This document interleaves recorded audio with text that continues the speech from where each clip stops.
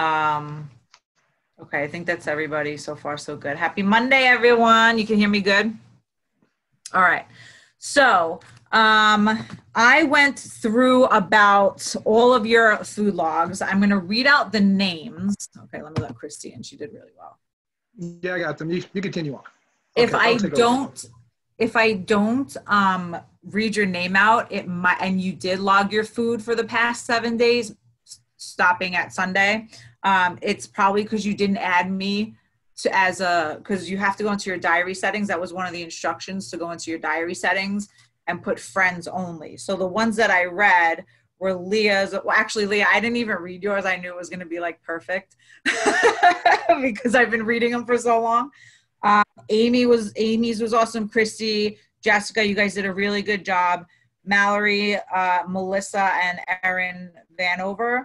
And then Stephanie, I'm not sure. I looked at yours, but do you just eat that little? Like, were they completed? Like, I'm not really sure. Like, so some of them, like, if I'm not one-on-one with you, like I can't really ask you, like, oh, did you really just eat 500 calories? Because some people do, like. And so I think, Rachel, I try to get into yours. You have to change your diary settings. And then a couple other people, so you just go into settings and then go into diary settings. And then it'll say you're probably on private. It'll say like friends only, or it'll say public. And you can put friends only just so your friends can see what you're posting in your diary, okay? All right, so I made this little PowerPoint. It's like a half a PowerPoint because I just wanted to talk about macronutrients today, because I feel like that's where everyone's kind of struggling, like how much protein, how much fat, and how many carbs I should be eating during the day. So I'm just going to go through this. And it says 7 basic nutrients because I'm presenting this on another Zoom on Friday. So where I will be going over all the basic nutrients, but today I'm just going over the macros. So we have the 7 basic nutrients: protein, fat, carbs, vitamins, minerals, fiber, water. Okay, so today we're going to be looking at the macronutrients. So when you hear macro, we're talking about protein, carbohydrates, or fat. So when you look at that pie chart on the bottom of your MyFitnessPal, that is showing you the ratio of what you ate that day in protein, carbohydrates, and fat. Okay. If you have any questions, just type it into the chat and then I'll answer them at the end. All right. Those are your micros. Okay. So this is really basic, really straightforward, and it's some good information for you to have. So what is protein? Like, why do we need protein? Why do we have to eat protein? Okay. It's the growth and maintenance of tissue, right? Food is just more than just like delicious stuff we put in our mouth, chew, and swallow, right? It has a lot of biochemical reactions. So it helps with digestion, energy production, blood clotting, muscle contraction. If you ever took a biology class, like even in high school, they get pretty into it, but there's a lot of stuff going on in your body. There's a lot of chemical reactions going on in your body. So protein helps with that, okay? Acts as a messenger. Some proteins are hormones, okay? Chemical messengers that aid in communication with your cells, with your body cells. Protein helps you bolster your immune system. Oh my goodness, sorry guys.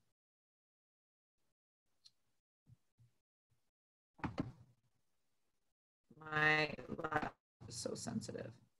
And it transports and stores nutrients, okay? I would say the most that anyone's probably ever heard about protein is it does help you maintain your tissue. So when you're working out, for example, or you hear a lot of bodybuilders or people that work out, they want to take their amino acids while they're working out.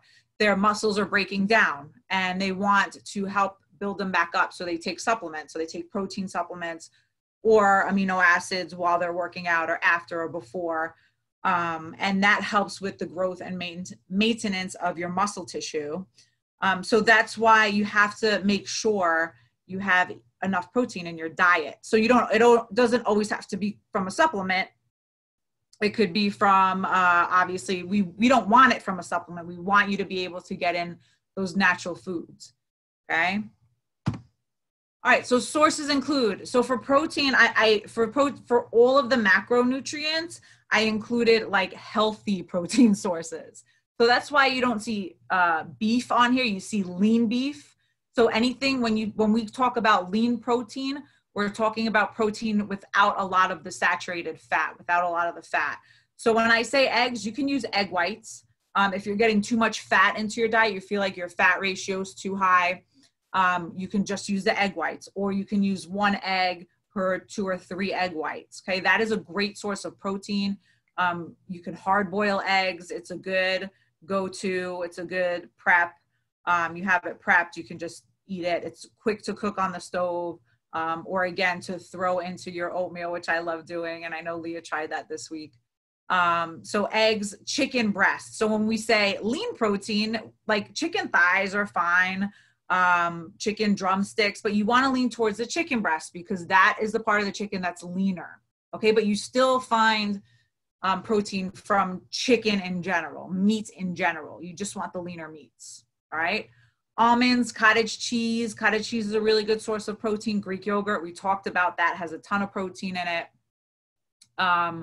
Lean beef, like I said, the leaner type of beef, tuna, lentils, tilapia, the leaner fish, even salmon. I mean, that's good. It's got protein in it. It just has a little bit of fat, but that's your good fat. And then protein supplements, such as, that should say powder, turkey breast and nuts. Okay. Any type of nuts.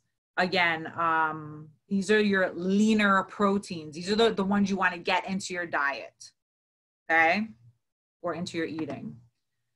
So this is what you guys probably wanted to know. You should be intaking, this is actually pretty funny. You should be intaking, you can write this down or this will be sent to you, 0.36 grams of protein per pound of body weight per day. So per day, it's about 56 grams. It said, when I looked this up, the average sedentary man, I guess that's 155 pounds. I guess I'm about 20 pounds more than the average sedentary man. So it would be better just to take how much you weigh and just times it by 0.36.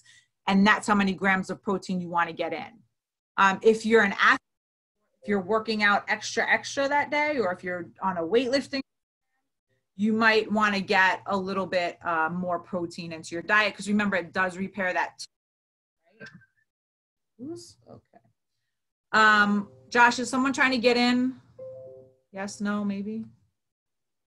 Okay. So let's see here. So kind of like get that in your head, 0.36 grams of protein per pound of, around there, per pound of body weight. Check your MyFitnessPal to see if that's the calculations they come up with, because sometimes that doesn't match. So make sure you have that down, okay?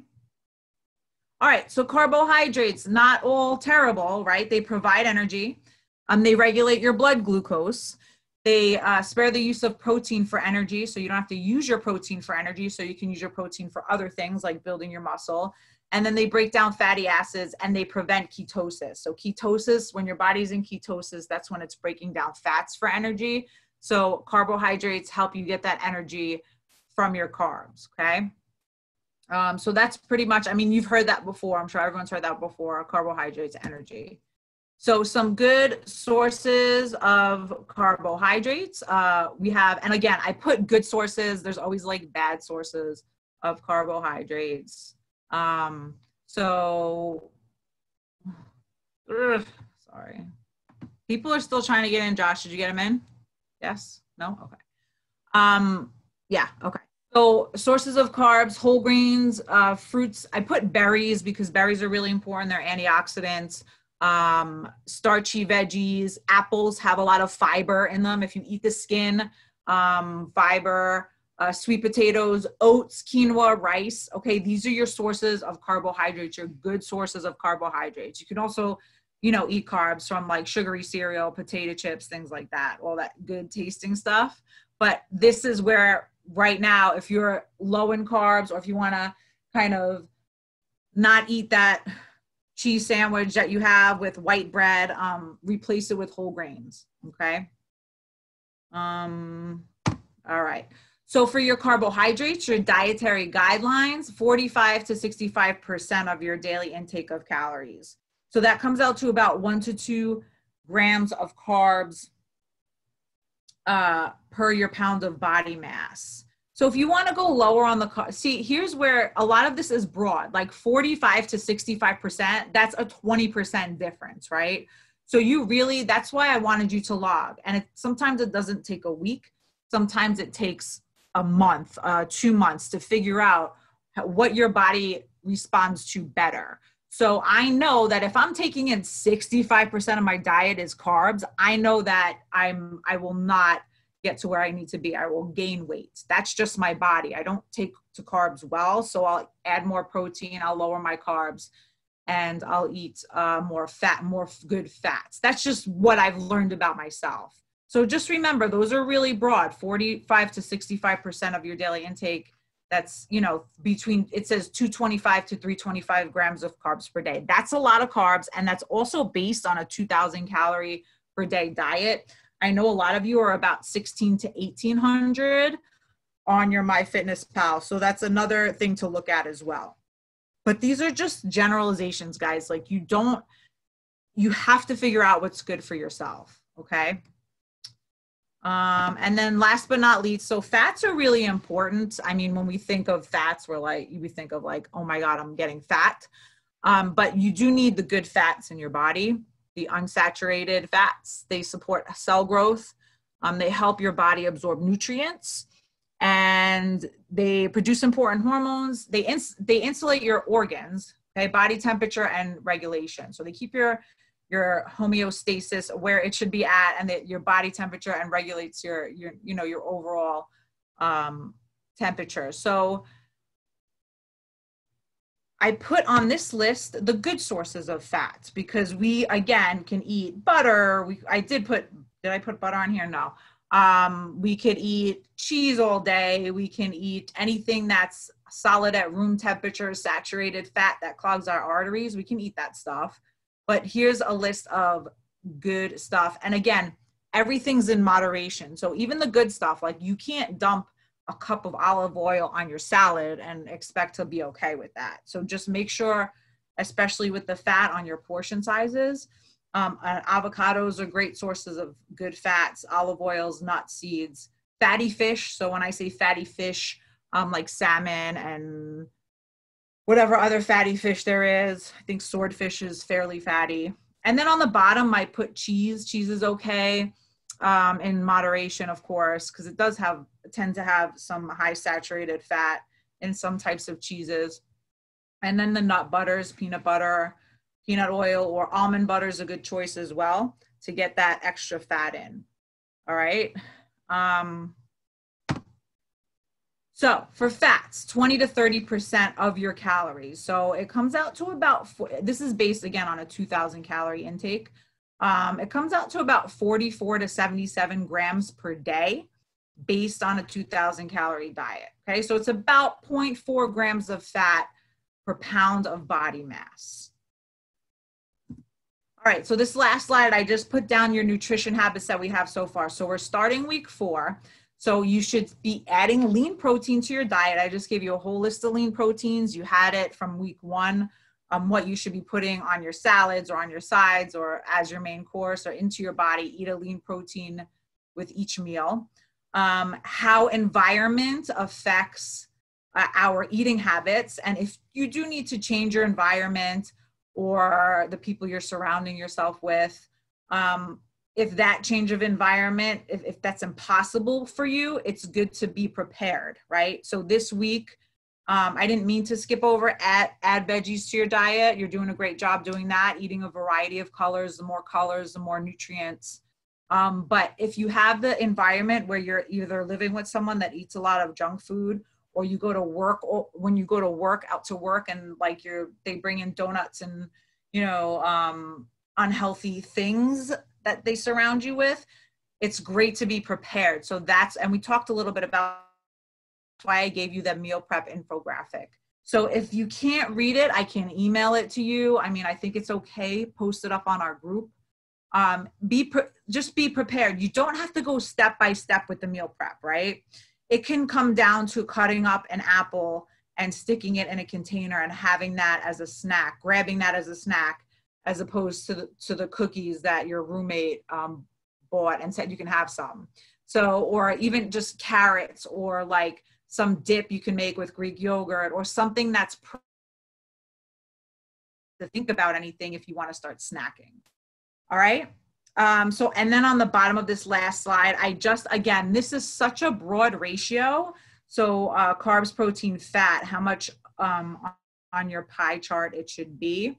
And again, you have to adjust it accordingly. So if you're not, let's say your goal is to lose 10 pounds and you hit a wall, but you're staying within your caloric intake per day, maybe you might need to lower the carbs a little bit and push the fat up or push the protein up a little bit. Okay.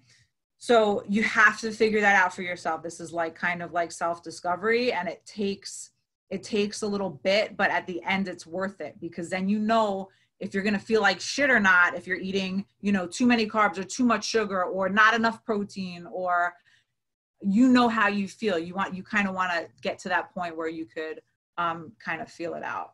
All right. So I'm just going to stop the share. I'm going to go to these chat questions real quick. Cooking with olive oil needs to be logged. Yeah. So you should log it. Okay. Just log it, Melissa. Sometimes olive oil is to cook with. It has like a high smoke point. You can use grapeseed oil as well, but you should log it to some extent. Even though you're not using all of it, I would just log it.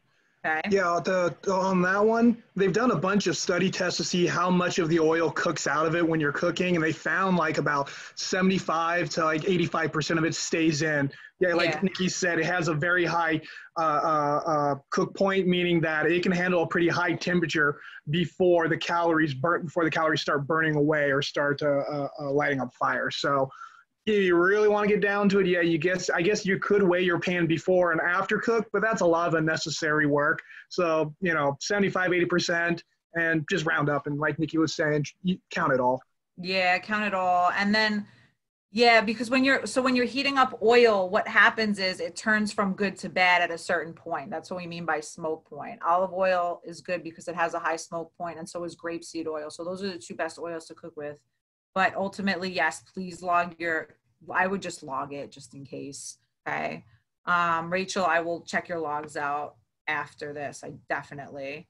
30% protein. Okay. So I'm reading Amy's. My goal has fat at 30%, protein at 20. Okay. So again, you have to just kind of configure it to see what your goals are and where you're at. I would push the protein up. Like, okay, let's say you're relatively getting enough protein in your diet. Maybe I throw in an extra 10 to 20 grams if you're really working out hard that day, because all of us here work out, right? So all of us here are trying to build muscle. We're trying to repair our muscle that we're using when we hit the bag or when we're doing our burpees or push-ups. So we're not the general public. We're not the sedentary average man or woman. So you might need that extra protein in order to hit your goals, right? And remember, I said this last week on our nutrition chat, protein's super important because protein builds muscles. And when 1 pound of muscle added to your body is 50 calories burned at rest. So if you put on 5 pounds of muscle, your body is literally burning an extra 500 calories a day. And that's huge, right? So you want to put that muscle on. You're not going to be walking around like a huge bodybuilder with no neck. That's not how it works. Okay. But have that protein. You want that protein if you're working out. All right. Is that it, guys, for questions? Anyone else have a question? All right. So I'm trying to think what I saw. I don't think Mallory's on here. I had a comment for her. Okay. This is what I wanted I was telling Josh this before. So for some reason, and you really have to pay attention to this, I should have said this first in MyFitnessPal. It says you can have 70 grams of sugar. 70 grams of sugar is so much effing sugar. It's like twice as much as you should be eating in a day. Do not eat 70 grams, okay? Try to keep it under 25. If you're hitting 70 grams a day, then you got to start gradually pulling out of that. If you feel like you're craving it, the less of it you eat, the less you're going to crave it. Okay. We have a yeast in our stomach. It's called candida. There's like yeast that actually craves carbs. So when you're eating carbs, you want more carbs, you get more hungry. And it's these little beings that live in there and they want to like eat. But if you starve them, they will go away, which means if you don't eat the sugar that you've been eating, it'll go away. Okay. So 70 grams is so much. I see a lot of you should be having about 25 to 30 grams of sugar if you can get that done. And that's in a day, guys. I see some of you eating that in a meal. That's in a day, sugar, okay? Not carbohydrates, sugar. And I apologize. I don't know why. I have to figure that out, why MyFitnessPal tells you should be eating 70 grams of sugar a day. It is not recommended. Half of that is recommended in a day. All right. And I think that was it. So, yeah. So again, like now what you know what you know. And I see some of you have logged your food like an extra day. So you're going to kind of keep going with it. I think it's cool if you maybe try to do it till the end of the challenge, and then you'll really kind of, learn stuff about yourself. Okay. I have another message. Where can you change that goal? That's a great question. You're going to have to just play with it. Josh said that you might not be able to change it unless you do the upgraded version, but just be mindful of it. That's it. So, the over and under is going to be different. So if it says 70, you can have 70 grams, make sure you don't go past 40 left, right? So just you're going to have to figure that out. I think with the macros, if you're trying to change your macros, I believe you can do it manually, because I've done that. You might have to go back from where you started and where your goals are and switch the macros. So if you're really trying to go lower carbs, you can lower that percentage and it'll fix that for you. You just kind of have to play with it. But I believe I fixed my macros once, and I just used the free version. Okay. All right. So that meal prep infographic has a lot of good ideas on it. Again, your nutrition is to be prepared. Just be prepared, meaning have good foods around you. Okay. And ready to grab. And then